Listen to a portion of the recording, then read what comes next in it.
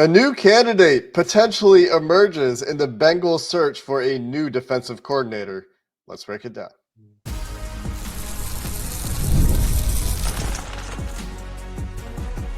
You are Locked On Bengals, your daily Cincinnati Bengals podcast. Part of the Locked On Podcast Network, your team every day.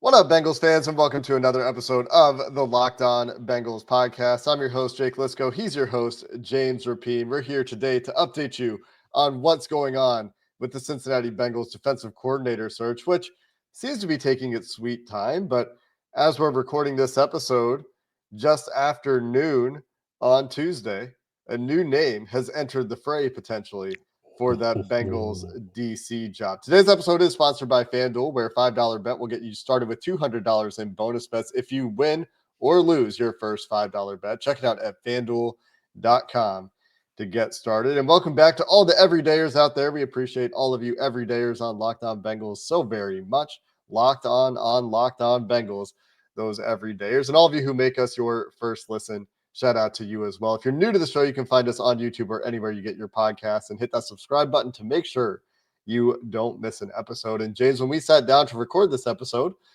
we were going to discuss what's taking so long.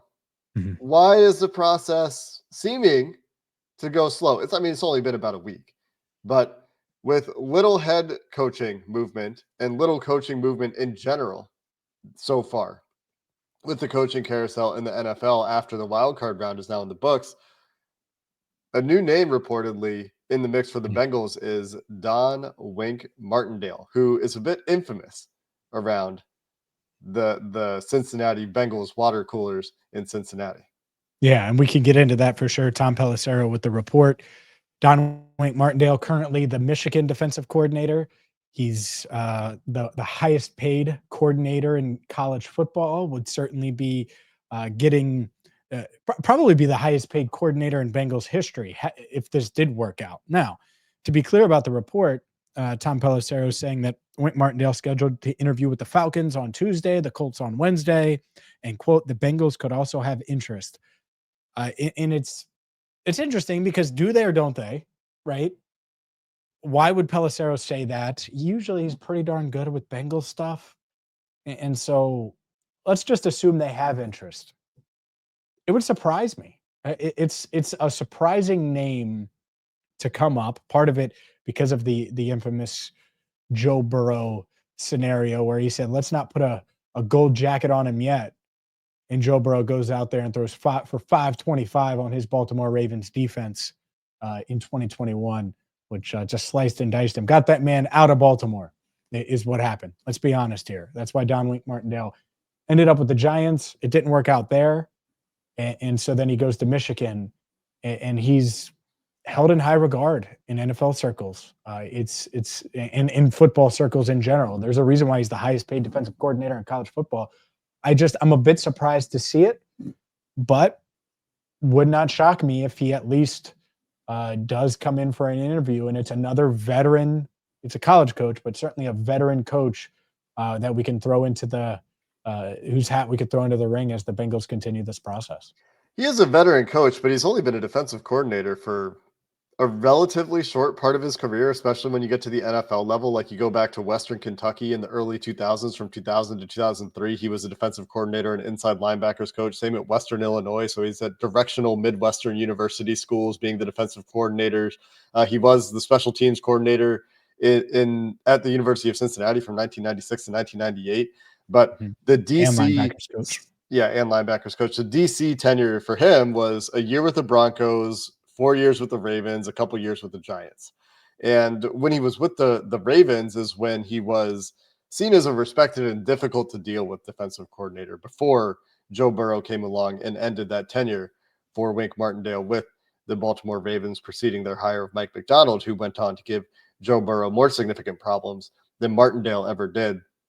But the idea of Martindale is when he's good, he's creating a lot of confusion for opposing quarterbacks by mixing up pressure looks consistently and matching that with coverage in the back end that punishes quarterbacks for mistakes. And it's something that's exploitable, I think, we've seen from the other side from the Joe Burrow side, when you have a quarterback who can decipher the pressures, who can decipher what you're doing behind the pressures and get the ball to the right place at the right time. You're just leaving yourself vulnerable to explosive plays when your schemed up pressures and your cookery, as it were, is not on point. And you have quarterbacks that can pick it apart.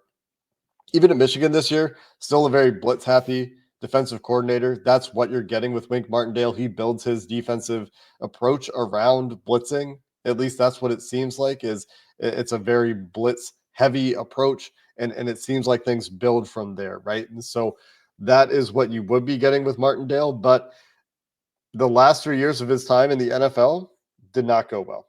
Good year in Michigan for that defense, but by a lot of measures, but some really good players on that defense too. And it's obviously very different at the college level where you don't have the level of quarterbacking that you face in the NFL. And perhaps that level of football, that level of quarterback play is more in tune or aligned with the kind of defense Martindale wants to play and allowing it to be more successful. I don't know for sure the answer there. This is, I agree, James, a bit of a surprising one because I don't really know what box he ticks for the things that we've talked about, the things that Zach Taylor said he was looking for in the next defensive coordinator that the team hires outside of being a veteran. Like he's done it before. He knows how to be a defensive coordinator. Obviously, he's been part of a good and successful franchise in Baltimore for sure. But like the player development side is something I would have to dig into a little bit more. And getting the most out of players, putting players in position to succeed, being adaptable to the personnel you have. Those are the questions that I would have for Martindale, who clearly has skins on the wall. But to me, there are some questions about his approach in the modern NFL. Yeah, there's one Joe Burrow. That would be my push. Like if you want to sell yourself on it, there's no one does what Joe Burrow does. No one. Mahomes, no one. Well, but I'm not just saying this because of Joe Burrow, to be clear. No, for sure. 2, he knows the AFC North, so that checks a box for Zach. Very well. 3, he's got more defensive coordinator experience than Lou Anarumo, right? So, like Matt Eberflus, outside of his Missouri tenure, it's not like he's been a defensive coordinator in the NFL for a bunch of years. So I think it checks off a bunch of boxes. What I think is wild, I looked it up.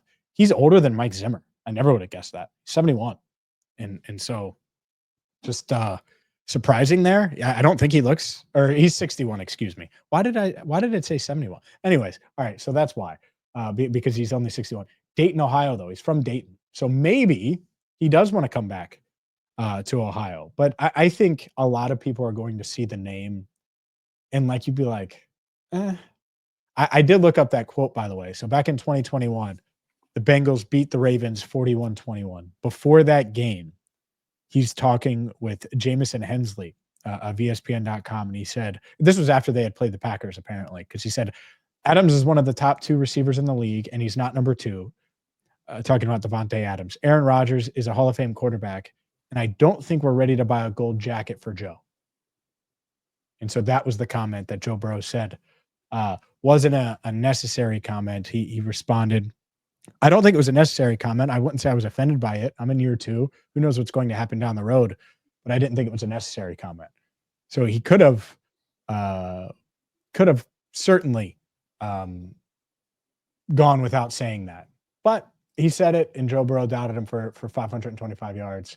I think I just think it's interesting. I don't know how interested the Bengals are in him, but the fact that this name's being tossed out there, I certainly wouldn't plan on them interviewing him, and maybe they do. But I don't know how to feel about this report. I don't. And Tom Pelissero usually gets it right, but it would be a surprise overall if Don Wink Martindale was the Bengals defensive coordinator, say, a week from now. It's the second in a series of kind of strange reports around the Bengals' interest or not interest in potential defensive coordinator candidates following the Matt Eberflus report that said he was going to be involved, whatever that means. And this report from Pelissero is that the Bengals also could have interest in Martindale following his interviews with the Falcons, which is apparently happening probably as you're listening to this podcast, might be done by then, and the Colts on Wednesday, which happens to mirror Lou Anarumo's upcoming interviews, where he will be interviewing with the Colts on Wednesday as well, and then with the Falcons on Thursday. Lou Anarumo, apparently, according to Albert Breer, also on the DC list for a few head coaching candidates out there this cycle who could be hired. So it looks like Lou will land somewhere else as a defensive coordinator in 2025. And an interesting parallel there with the scheduled interviews for these two candidates for the same teams coming up in very close proximity to one another. We'll wrap up any thoughts there, James, coming up next, and then we'll get into some early thoughts on 2025 draft priorities as we shift away from the DC conversation coming up next. Today's show is brought to you by FanDuel. From big upsets to game-winning drives, FanDuel is America's #1 sports book for a reason. You got to check out FanDuel.com today because right now new customers can bet $5 and get $200 in bonus bets guaranteed. That's $200 in bonus bets, win or lose. The FanDuel app gives you everything you need for live bets, same-game parlays, and so much more. Plus, with FanDuel, you're going to be able to bet on so many different things. You can put together, maybe you want a national championship game parlay and you want to mix that with the divisional round of the NFL and you want to mix that with an NBA game. You can parlay a bunch of different things. You can do your same game parlays, your live betting, all of the things that you could think of, any possibility. FanDuel is going to have it for you. All you have to do to get in on the action is go to FanDuel.com to join today, and you'll get started with $200 in bonus bets at FanDuel.com. That's FanDuel.com. Make this playoff season unforgettable with FanDuel, an official sportsbook partner of the NFL. I did have one closing thought on Wink Martindale. I don't know if you do, James. It's possible that this guy could still be a great defensive coordinator in the NFL. That's the thing with defense in particular that makes it kind of tricky. Like you look at his last 3 years of defensive coordinator experience in the NFL, and they were all bad. Got fired from the Ravens, had 2 subpar years with the Giants, but it's the Giants. So there's a little bit of an asterisk on that particular performance for his defenses in 2 years in New York. And then it was pretty good at Michigan, like I said.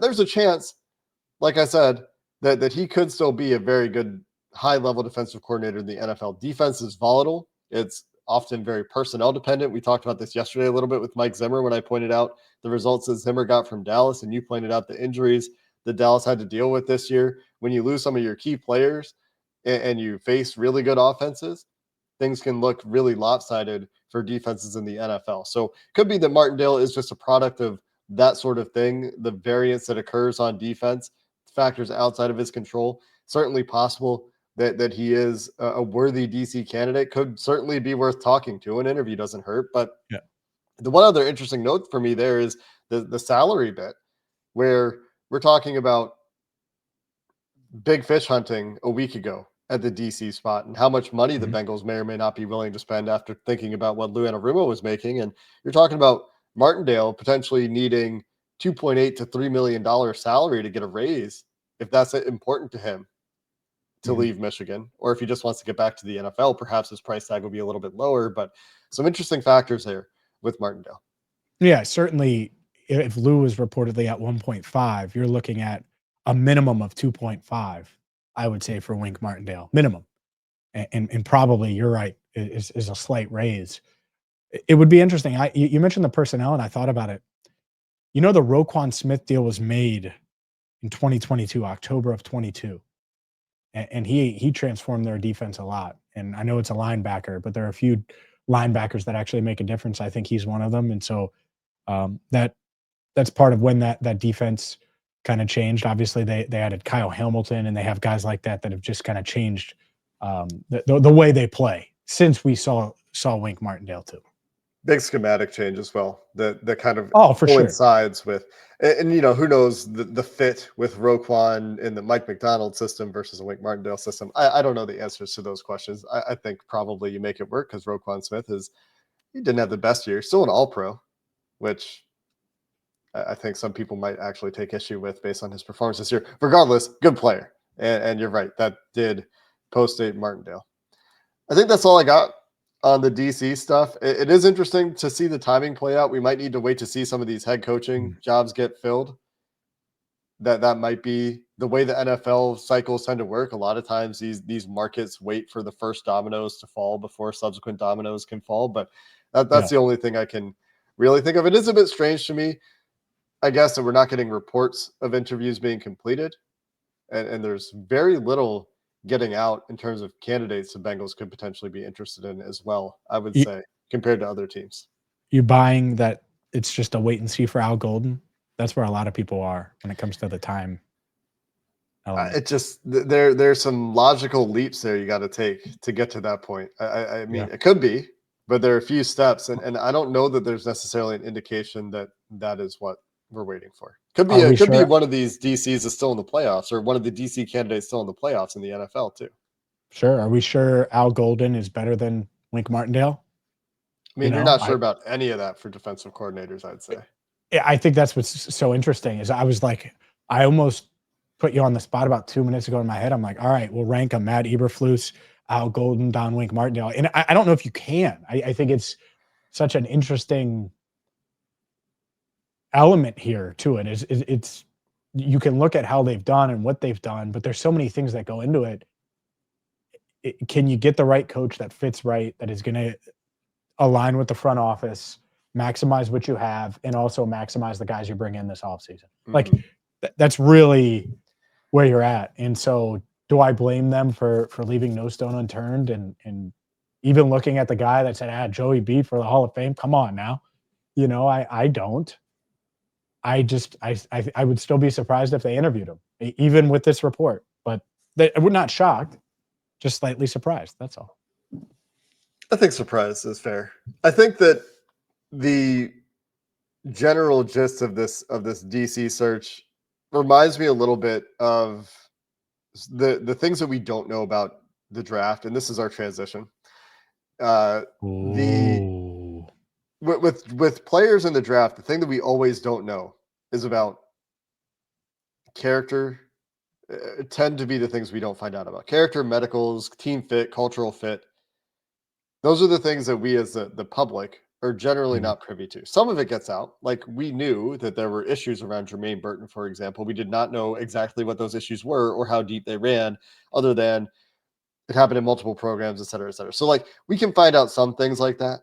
You can get some ideas, but you never know exactly how the player in the draft is going to fit with your culture when he arrives in the culture. And I think that's also true for some of these DCs and DC candidates that we've been talking about. That's how I'm tying it together.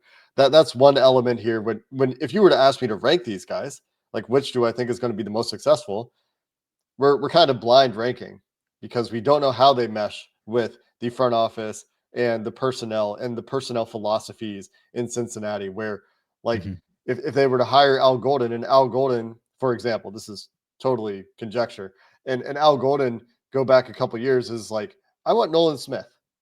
And the Bengals front office is like, we don't draft that body type. How can Al Golden live in that world then? Right? How can whoever's the DC live in that world where maybe the Bengals front office has a way of doing things that doesn't mesh with the kind of player they want?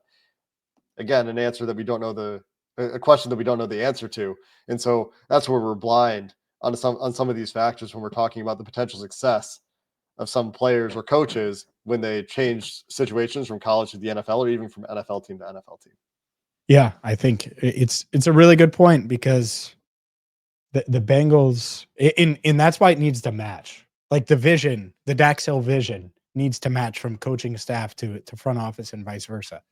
And when it doesn't, you see what we've seen. So, well, let's dive into that a little bit from a draft standpoint. What player or players or positions, we won't name specific players, but I'm sure a lot of you, I think a lot of our listeners, Jake, have done a lot of draft homework, more so than us, at least in these mock draft simulators. I haven't done one yet.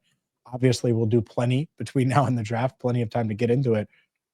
Is there a position that we would rule out outside of quarterback in the first round? We'll answer that question coming up next. Today's show is brought to you by LinkedIn. LinkedIn is here for you. It's for anyone, everyone, especially those that have a small business, because growing your small business comes down to how well you can hire. And let's face it, if you're the Bengals and you're looking for the right defensive coordinator, well, you might have to look on LinkedIn. Hey, I'm going to submit my resume on LinkedIn, Jake. Maybe that'll work out. I'm just kidding. The last thing I would want to do is be the defensive coordinator. We know I'm all about skill, but LinkedIn can help you find the right hire for your small business. And LinkedIn gets that. You're wearing so many hats as a small business owner. You got to find the best candidates. Well, LinkedIn uses data you won't find anywhere else. They'll find the unique skills and interests to the connections that you share, and 72% of small businesses say LinkedIn has helped them find high-quality candidates. So don't delay. Check out LinkedIn today and hire smarter this year and find your next great hire on LinkedIn. Post your job for free at linkedin.com/LockedOnNFL. That's linkedin.com/LockedOnNFL to post your job for free. Terms and conditions apply. James, as we discuss the draft position or positions in the draft that we think you could potentially rule out, I am not that you very would rule willing. out. That you would rule out. I don't understand the distinction. I mean, let's not predict the Bengals yet. It's like what we would be out on right now. If we were running things. Yep. I see. I understand the distinction now. Where would you start? Quarterback. Yeah. You said besides quarterback in the tees. Punter. Come on. Kicker. Come on. You're going to say long snapper next? Get to real long position. Snapper. No, that's a good one. All right. Real position. Dude, I can't wait to tell Kyle Adamitis you don't think he has a real position. Real positions in the first round of the draft. None of those positions exist in the first round of the draft. Quarterbacks do. Quarterbacks do. Outside of that, I'm down for any offensive lineman, any defensive lineman. We just talked about how Roquan Smith transformed the Ravens defense. I'm not going to completely dismiss linebacker, even though that's borderline for me, probably linebacker, because maybe it's a linebacker that gives you some juice as a pass rusher. So again, hard to say. Like Micah Parsons was thought about as not an edge player in pass rusher when he was coming out. That's why he fell as far as he did. But probably linebacker. Outside of that, like I'm not going to completely rule out safety, even though I don't think they should necessarily go that route. Corner, never rule that out. Defensive line, offensive line, wide receiver, show me where T's done, and then that changes, but it hasn't been. So wide receiver still in the mix. And running back, tight end. I'd be open to all of those. So there's not many for me. And that's why I wanted to do this, because I think a lot of people aren't nearly as open. But I'm pretty open right now. Yeah, I think when you talk about prioritization or ideal world versus ruling out, those are very different conversations, right? If you're trying to rule out a first round position, then yeah, you start with specialist quarterback. Obviously, the Bengals aren't in need of a first round quarterback right now, especially in the middle of the round. They've got Joe Burrow. That's not changing. And you never draft a specialist in the first round. Those are very obvious. But then it is much more difficult because there are safeties that are worth the Bengals draft pick this year, which currently sits at 17 in the first round. There are certainly corners. There are defensive linemen, offensive linemen. And this year, more than many years, there's probably an argument for running back. I think there's even a first round off-ball linebacker this year, like you mentioned. But for me, I'm probably with you on ruling out linebacker. Mm-hmm. I just don't think that is a way that he'd have to be Roquan Smith. He'd have to be right away. Like this. It would have to be transformative kind of player, like a Luke Kuechly kind of player, right? Like one of those kind of linebackers who, a Fred Warner type. But Fred Warner was a third round pick. Sure, so. But if you could get Fred Warner at pick 17, you do it, and it's on the podium. And there's certainly a chance that the Bengals are looking in the linebacker market this year. Sure. Yeah. Yes. Like in terms of prioritization, I understand after you get past this ruling out thing, because there is a priority in an ideal world. But the one thing that I think we've probably said this every year, I'm pretty sure I said this last year, that we need to remember as a lesson learned when we're thinking about drafting for this team is they need an instant impact player somewhere. Yep. And I'm sure that I've said this before. The everydayers that have been with us for a while have heard us beat this drum before. It can't necessarily be drafting for the future because you're anticipating losing a player. It can't necessarily be drafting a developmental player who has the tools but needs some time. You need to find those players that can make an instant impact, because you look at the playoff teams right now. Boy, are they getting some impact out of those players. And Nolan Smith, a recent example, is certainly one of those players. I guess technically he's in his second year, but the Eagles rookie class has also been great. The Rams, Sam another Laporta. one of those. The Lions, certainly another one of those, where the Lions in particular, as you bring up Sam Laporta, are a team that is willing to overlook positional value and find players that can make an impact and be game changers. And the Bengals maybe need to be a little bit more willing to do that. Yeah. They do need to be, because I'll tell you right now that they really like Sam Laporta. And not that I don't like Miles, and maybe he figures it out, but it's the same thing with Nolan Smith as well. Like, either way, you look at it, it's like, okay, well, here are two guys that are making an impact. And yeah, tight end. Like, there are going to be people that say you're going to consider a tight end in round one, and the answer should be hell. The answer should be hell yes. Of course, they should consider a tight end in round one. Now, that doesn't mean you take one. It doesn't mean that Brock Bowers is in this class. It doesn't mean that it's going to happen or it's going to play out that way. But you certainly, one, don't rule it out, and two, have to be open to it, because do you know what? Like, you got a glimpse of it with Eric All. A glimpse of it. Can you imagine? And they got it right with Amarius Mims. There's no doubt. Like, he had an impact. Can you imagine what Brock Bowers would have done in this offense? Yeah. He did that with the Raiders. So if you can find a guy that can do not all of Brock Bowers, be 80% of Brock Bowers as a pass catcher, and Eric All the blocker, that's valuable.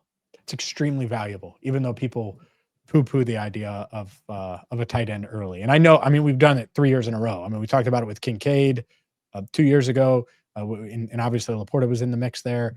And we talked about it last year with Bowers. We'll talk about it this year. People will just, trenches or nothing. And it really, obviously I'm open to that. I would love a guard, the guard out of Alabama. Maybe he's there at 17 and is a guy. But I don't know where Booker is his name.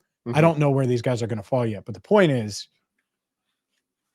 you got to be open to a bunch of different spots. And that's how you get that instant impact that you're talking about. When you start crossing off positions or ignoring positions because of the value, then it becomes harder to find that instant impact, because it's hard to do. It's hard to find it. And I wonder if offensive tackle in the first round, like a pure offensive tackle, is the one position we haven't talked about as a potential elimination for the first round. Because if it's a pure offensive tackle, yeah, there's value there in having that guy be your first guy off the bench. But if it's not a player that you think can also play guard, that's one where it's like, where's the instant impact there? That's how many tackles can't play guard, though? Like, a little. I don't know. I think Orlando, like, if you asked Orlando to play guard, I think he could. I'm not saying he would. I think he's capable. I think Amarius certainly could, right? I don't know. You're asking a player to learn a new position sometimes. If a guy, like, if you're a tackle and you've only played tackle in college, you've probably only played tackle in high school. Maybe you also played some defensive line. Maybe you're also a running back or something, because high school football is like that. But asking a player to learn an entirely new position that can be very different, sometimes it works, sometimes not. Sometimes you get a guy that can play both or has experience at both spots, or maybe you find a tackle that needs to transition to guard, but then can be a flex tackle for you in the NFL at some point. But I do think that it's certainly lower on the priority list, some of the pure tackles in the class. Yeah, I think a lot of and it's because you've invested. You've invested in Orlando. You've invested in Amarius. And so, but I think a lot of guys can do it. And a lot of them have turned into good ones. Now, the Bengals haven't gone that route. Cordell Volson was a tackle at North Dakota State. Jackson Carman was a tackle at Clemson. Volson worked out better than Carman, but people are going to see that and say, oh, well, you can't do it. And it's like, no, most tackles can kick into guard when you need them to. So I would say that position flex would be not needed, but you'd hope that they would be able to do both so they can start, because that could be a huge instant impact position if you take a tackle at 17 and he ends up starting for you at guard. If there was a plan to move a tackle to guard, that's a different thing that I'm thinking about. But the point that I was trying to get to there, and we're kind of away from it now, was when you mentioned trenches or bust. I don't think that can be quite the mentality. Yeah, they need to get better in the trenches. Don't get me wrong. But the second you force it is when you get the Jackson Carman kind of picks. Not that Jackson Carman was the best available at that spot, but that sort of mentality gets you into picking players that are not as good as other players that you could have. And so when wide receivers are discussed, maybe that's one where, James, you're obviously not going to rule it out, but if T. Higgins returns, is it the best value on your return to get a wide receiver in the first round? Maybe.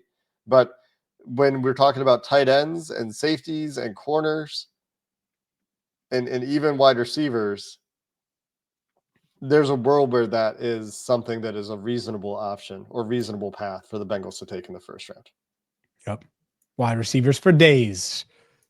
Just kidding. But maybe.